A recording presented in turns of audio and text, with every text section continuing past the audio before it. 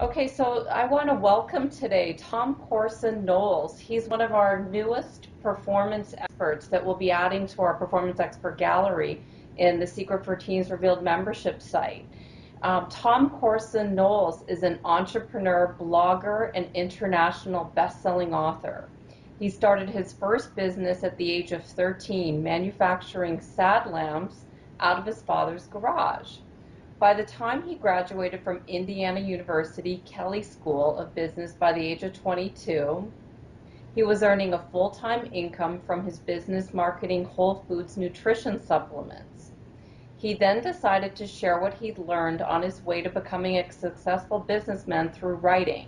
Today, Tom teaches new and established authors and writers how to have incredible success by writing and selling ebooks. Now, Tom, I want to welcome you today. I first met you because you reached out to me to review one of your books, and it was the book Rich by 22, and I couldn't put it down. And then when I got your second book, how to systematize, automate, and delegate, I knew that you were the type of person that I had to reach out to include in our expert gallery. So I want to thank you so much for being here today. Well, thanks for having me. Happy to share. Wonderful. Well, I want to just start out. I know that at age 13, you started out with some entrepreneurial ideas. Did you have any idea before the age of 13 that you wanted to create? And tell me a little bit more about that. Um, Not really. I mean, honestly, like that idea to start that business for manufacturing sat lamps was actually my dad's idea because he was a medical doctor, but he also loved woodworking was his hobby, and so he had some friends and colleagues who said, hey, I could really use a sat lamp, and he said, well, I do woodworking, so why don't we do it? And then he said, well, Tom, why don't you help me and we can start a little business together? So I said okay, but really back then I treated it more like a hobby than a business. And that's how I see a lot of entrepreneurs start their business, that they're not really serious about it. And I was not serious about it at all because, for me it was just fun and making money was cool and I like to help people, but I wasn't really focused, like my main goal in life wasn't, to be successful in business and to help my customers and so forth. So it wasn't really until I was 19 and I read Rich Dad Poor Dad, and that book was really the aha moment for me because before that I'd been really skeptical about money. Actually, I actually used to, I looked at the world and saw what was happening with the environment and what was happening, with human rights and all these issues across the world, and I thought to myself, it seems to me like all these big corporations are the people causing the problems in the world, and so that was my viewpoint when I was a teenager. But when I read Rich Dad Poor Dad, he talked about, money is a tool, and you can use it for good or bad for whatever your purpose is. And that's when I realized, wow, if I really want to help the world, if I really want to make the world a better place, if I really want to, protect the environment and preserve it for future generations, then money's the best way to do that. And so that's when I got really serious about business and said, hey, look, I've got to change my viewpoint. If I really want to make a difference in the world, I've got to get focused on business because, money is the way that you have power in the world today.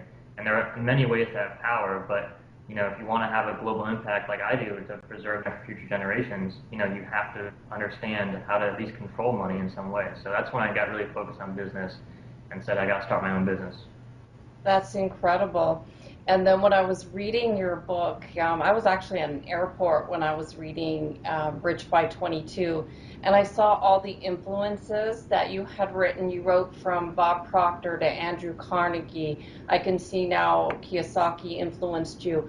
How did you gain access to all these incredible mentors? Did you just start with one and then you found another? How did it start? Yes, so my mom was in a network marketing business when I was a teenager, and I said, I'll never have anything to do with sales. I'll never have anything to do with that at all. But she is actually earning an incredible income, way more than she was earning as a medical doctor, and she retired from medicine to do network marketing and nutrition. And so one of her mentors in the business gave her this book, Rich Dad Poor Dad. My mom had the book, and she recommended it to me, and so I picked it up, and I fell in love with it. And then after that, I asked my mom's mentor, what are some other books I can read? And I just, got everything I get my hands on. Somehow someone told me about Jim Rohn, and I got Jim Rohn's program. Can't remember the name right now, like Excelling, or I can't remember the name, but his audio program is just incredible. And I put that in my car and I listened to that every single day for like years. And Jim talks about, like, if you want success, study success. You want to study health. You want happiness, study happiness. And for me, I got really inspired by that, and I realized, look, I've been in school my whole life. I've learned algebra and geometry and geography and these things that really don't make much difference in my life. You know, some of those skills are nice to have, but a lot of things I learned in school really weren't important to me. And I realized, like, if I want, to live the life I want to live, then I've got to get serious about studying what I want to study. And so I started studying business and marketing and psychology and personal development and everything I could get my hands on to learn more. So I went to the library, I ordered, I got an Amazon Prime account. I said, Dad, we got to get Amazon Prime. I'm going to order all these books. And I just started ordering, like 10, 20 books a week. Wow. I just get my hands on it. And it's addictive, isn't it? It's once you start to study, you want to learn more. So exactly. Yeah. It's like every little step you take, every new idea just helps you take your life to a higher level. And once you have that process going where every day is getting better and better, it's, I love to learn. School would be great if I could learn what I want to learn. That's how I felt exactly. Were you bored in school as a student? Yeah, I was really bored.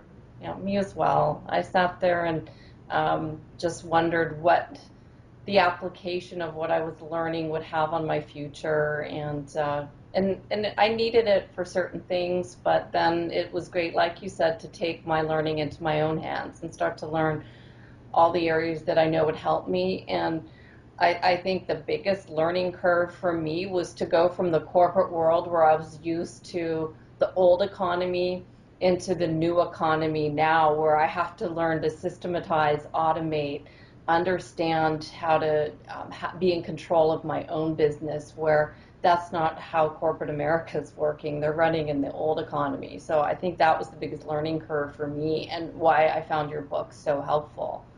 And I think that book really should be in the hands of anyone who uses Infusionsoft. Yeah. It's just incredible to open up people's eyes, or even to change people that might be considering an automated system for their business that they just don't know how. So I think that you're definitely on the right track. And so I just wonder, so you started to write some of your own books. How did you transition from studying and learning to saying, hey, now I see a need, and I see a whole bunch of people that are probably writing books and not marketing them, not knowing how to make money with all these social media? How did that transition take place? It's funny. Some things in life and in business you really can't predict ahead of time, and that's exactly how this worked. I wrote my first book when I was 19, and before that, when I was a teenager, I was actually writing poetry, and I was published in a magazine, but I never really thought much about writing. And then when I was 19, I was reading all these personal development books, and I wrote this book, Rich by 22, just for me. It was only for me. It wasn't for my friends or family or anything.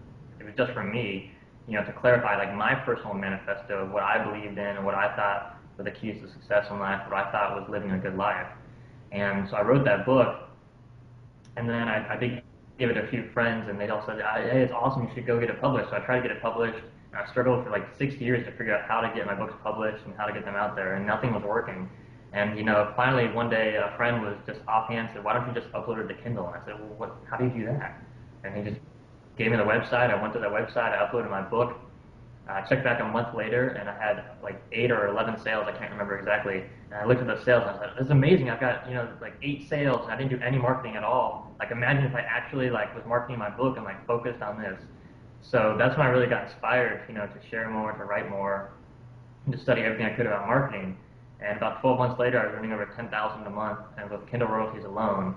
And by then I had so much success with it that all my friends and people on Facebook and social media, people in my email list were saying, how are you doing this? Like, I want to, I've got these books, but I don't know I'm not selling anything. Like, show me how to do it.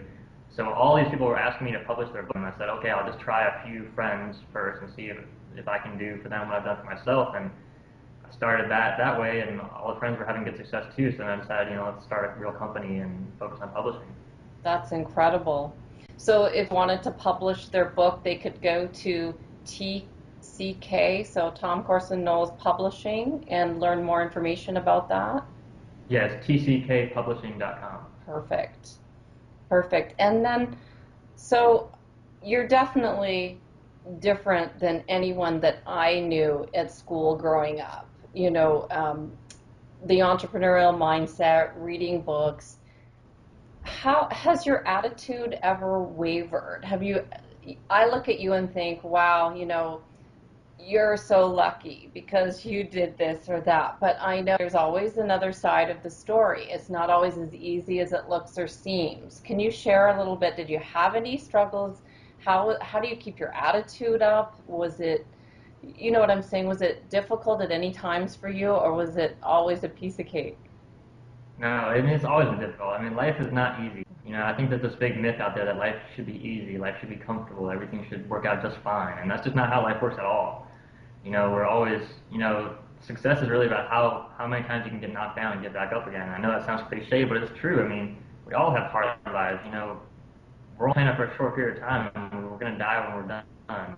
You know, and we have family members that pass on. We have all these struggles and challenges and rejections and disappointments and failures in life. And I think the key is to really just be able to learn from those and to learn from your own mistakes, learn from the mistakes of others, and grow. I think that's what life is about, is just growing and becoming a better person. And so that's what I've been focused on. But I mean, everything's been a struggle. And when I started my first business at 19, my first serious business, which most people say is not serious business because it's in direct sales or network marketing, but you know, I made serious money in that business, and I still do, and I love it. And but when I started that, you know, my friends in business school, they all made fun of me. I mean, I was in the honors program, and you know, like the top business school in the country, and they were all saying that it's stupid. Why are you selling supplements? Why are you in sales? You know, you could be on Wall Street. You know, all these things. And so I lost a lot of friends because I started that business. But I said, you know, this is the best thing for me. Right. And I don't care. Like if you don't believe in me, you don't support me, then you're not really a real friend to me. And so I had to give up a lot of those relationships, and I still do to this day. You know, if someone's not supporting your dreams and your goals, then you just can't hang around those people because they're going to just pull you down. Absolutely. So, you know, there's been a lot of struggles for me, and I'm not going to say it's been easy. It's not been easy at all, but at the same time, I'm not going to say it's been so hard and horrible. You know, I'm not going to give like a sob story. But I think, you know, we all have to understand that life has its ups and its downs. And, you know, Jim Rohn talks about the seasons of life. You know, and when sometimes it's winter.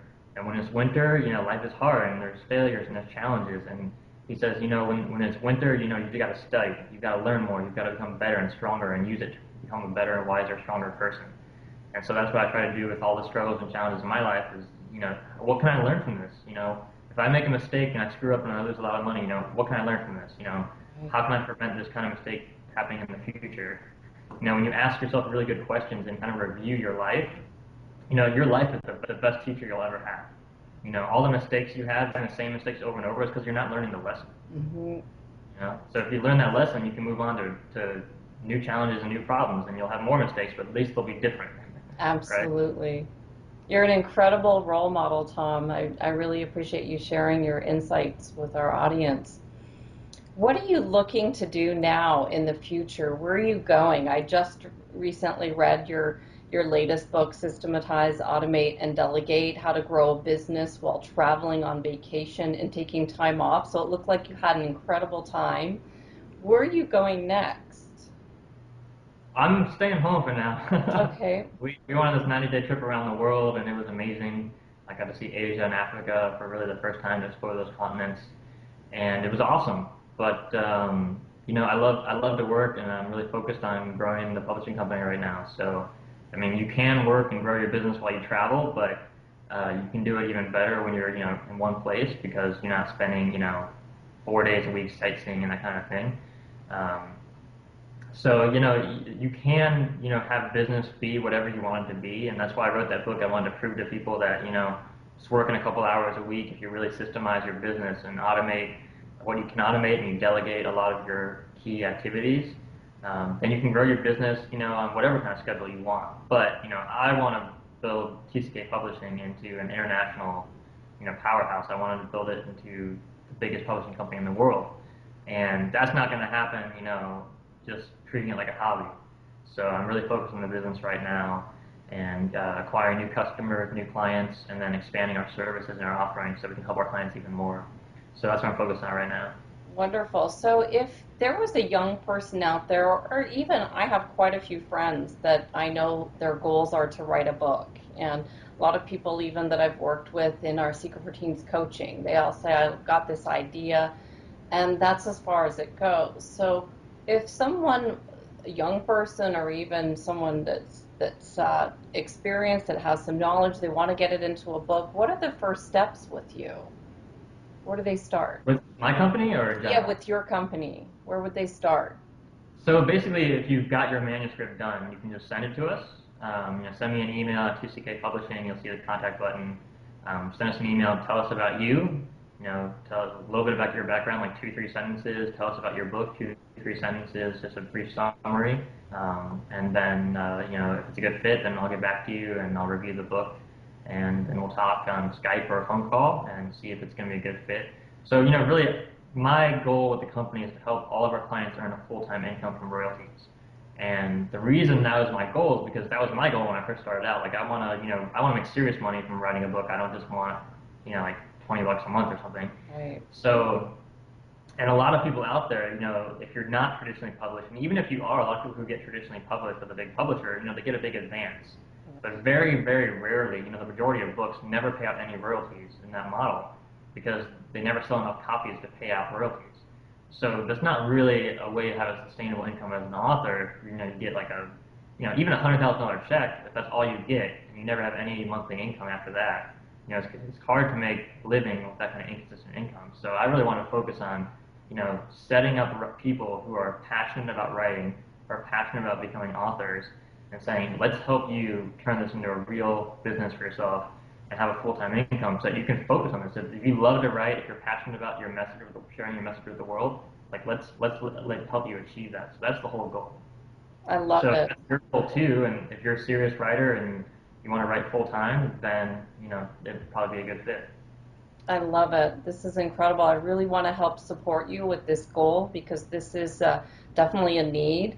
And I don't know if there's a lot of people that are doing what you're doing to help support people out there. I know that this is an area I'm interested in as well. So I'm going to take a look at your website to see if I can learn from you as well. So looking forward to this. So what keeps you motivated for doing things that are best for you every day? And what I mean by that is that do you ever get swayed off track with someone that might maybe contact you and they might need help in a certain area, or even, I know that you probably have a good sense of hanging out with the right crowd, but I know a lot of our young audience, peer pressure is a big deal. How do you stay on track with what you're doing and not get swayed off track? It's a great question. I think we all kind of get off track from time to time. There's this analogy that if you look at like a rocket that NASA launches to the moon or Mars or whatever, 99% of the time that rocket is off course. 99% of the time. They're always making tiny little adjustments, adjusting here, adjusting there. 99% of the time though, it's always going the wrong direction, right? And that's kind of how our life is. We're always kind of going a little left or a little right, a little bit the wrong way. But if we can just make those little corrections every day, I think we're going to live a great life. And you're right. Your peer group is hugely important. It's incredibly important. I'm working with a mentor right now, and he talks about you need to spend 3 hours every day with someone who's 10 to 20 years ahead of you where you want to be. So if you want to be successful in the publishing industry, you need to have a mentor who's 10, 20 years ahead of you in that industry, who's way more successful than you, and you need to be hanging around them every single day so you can learn from them. I think it's the same thing, especially if you're a young person, if you're a teenager. Like whatever you want to do with your life, spend time, as much time as possible with someone who's where you want to be. And I think we get too focused on hanging out with people who are just near us. Like in high school, you don't really choose your friends that much. It's more like who you're hanging out with, or who's at the party, or whatever. Right. And I only have a very small number of friends still from high school that I still talk to. And our lives have gone in such different directions, and I think that helps give some perspective when you have this relationship that you think you're such good friends, and then you realize, well, maybe we want totally different things in our lives, and maybe we really won't be best friends our whole life. And then you realize, well, then what is really important in life? Because it's just come and go, what's important to me? And then you realize, if you have a dream of becoming an author, if you have a dream of becoming a painter, or a dream of traveling the world, whatever it is, maybe your dreams are very important. And I'm not saying, give up all your friends and throw all your friends away, but focus on your dreams, focus on what you want in your life, and you can go for it and you can achieve it. But don't let people around you hold you back or say you can't do it, because you can do whatever you want with your life. Absolutely. I love that you talked about the idea of having mentors. That's been hugely important for me as well. And I know that everyone that I've interviewed, from celebrities like Symphony Miller, they all talk about the fact that it's so easy, especially in Hollywood, to get caught off track. So they have people that help them stay on track with their environment, what they're doing. They actually have their calendars scheduled and blocked out, so they have rehearsal time, and I'm sure it's the same way. You try to stick to your calendar, who you're hanging out with, what you're learning, and then your church and all of that. So everything you mentioned was what I hear time and time again. And I'm just curious, has there ever been any self-doubt as you've launched any of these projects that you've had? Have you ever looked at your ideas and said, what am I doing? Yeah, I mean, every day. Okay. I mean, every day there's always self-doubt. There's always that voice in the back of your head saying, "You're not good enough. You can't do this. Why are you even trying? This is stupid." We all have those negative thoughts going on I all the thought it was time. just me. Yeah, I used to think it was just me too. When I was a teenager, I used to think that's just me. Like everyone else is normal. I got this weird voice in my head, but we all have Okay. that self-doubt. I And feel I think better now. just understand that your brain was not designed, to make you successful, to make you achieve your dreams in life. Your brain was designed to keep you safe. Yeah. That's why we have that voice in our head, because it keeps us safe, it keeps us comfortable. Yeah. And so whenever you have that voice in your head saying you can't do this, you can't do that, just say, "Well, I'm going to prove you wrong. This is my dream. I'm going for it." Exactly. Just kind of reframe it. That's not, that voice in your head is not you. That's just a part of you. And you can have whatever you want in your life, and don't let voices outside or inside you, fool you. You have that inner voice even deeper, the inner knowing that says, yeah, I want to be an author. Yeah, I want to be a painter. Yeah, I want to travel the world. I want to be a business owner. That inner voice is the voice you should follow. I love it. Absolutely. Have we missed anything? Have I missed touching on something? I know that your writing is important, your nutrition is important, your publishing company. Has there been an area that I've not touched on that you'd like to tell our audience and your audience about? Well, that's a great question. I think there's a lot of areas of life, and we all have different things that are important to us and at different times as well. And for me right now, my fiance and our relationship with her is incredible. It's hugely important to me, and she's helped me grow in so many ways I never could have imagined. When I was a teenager, I thought I'll never get married, I'll never have children. I will absolutely never get married. That was like a total 100% rule. I will never get married. And I met this woman and fell in love, and she changed me, and that's all I can say. But just be open to new things in life and new experiences, and know that whoever's in your life right now, even if they're not going to be around 20 years from now, they're there for a reason. They're there to teach you some lessons, and if you can learn those lessons and love the people in your life, and even from the people who are mean or hurtful, and the people who are nice and loving, learn from everyone. Because everyone's here for a reason. I loved reading about your fiance in one of your books. I think it was your systematized one, where you were talking about her spending, and I thought, it's just funny to the lessons that we learn from our spouse, and my spouse is the one that I'd say would be responsible for me getting out of corporate America and launching my business, publishing my book, just having that other side, I think, is also so important, because you can only do what you can do on your own. So having that yin yang is also so important. And I was like you, I could never see. I always figured I would not have children either. So it's exciting also to watch entrepreneurs as they get married, and to watch how their lives change when they add children into the picture, because it's definitely a game changer when you're trying to work on Infusionsoft and you've got kids running around and peanut butter sandwiches flying. So, but I learned from some of my mentors that are watching what I'm doing, and they say it's only a short period of time, and then they're grown up, and then you're where we are, and then you're helping someone else that is struggling at this time. So, so I love that you've included your fiance into your whole package as well, because it's important.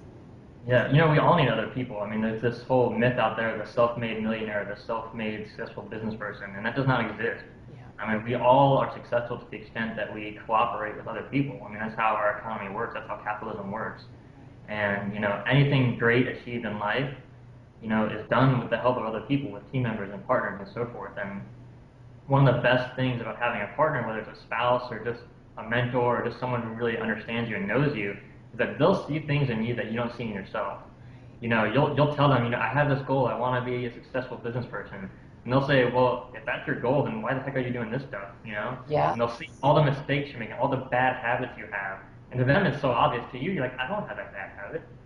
But I think if you can kind of take the veil off and see yourself for who you really are and see the bad habits that you have and be willing to those and to install some great habits that can take you where you want to go, that's how you become successful in life. Absolutely. Yep, you're dead on with that. So if someone wants to learn more about you, I know you've mentioned your publishing website. Is that the best place to find more about you? Can you say that? We're going to put it on the video as well, but spell Yes, that out again. tckpublishing.com, tckpublishing.com, and my bio's on the website. Perfect. Well, I have thoroughly enjoyed meeting you through your books to start with and then getting the opportunity to speak with you. I'm so excited to include you in our gallery of experts alongside celebrities like Sean Kingston, Symphony Miller, some television actors and actresses, as well as Cameron Johnson. He's been on television with Oprah's Big Gift, and I'm just so excited to add you to our gallery and to continue to learn from you as the years go on. You're just a wonderful model for what we're doing here, as well as for the people, the young people, and people my age that might be stuck where they are and looking to learn some ideas, especially with your Systematize, Automate, and Delegate. I'm definitely going to help promote that book as well as your publishing company. So thank you so much for your time today, and we look forward to hearing what's next with you. Thank you so much, Andrea, and thank you for all that you're doing to inspire teams and people all over the world. I think it's so important. Thank you. You have a wonderful day in Hawaii. You too. Take care. Now.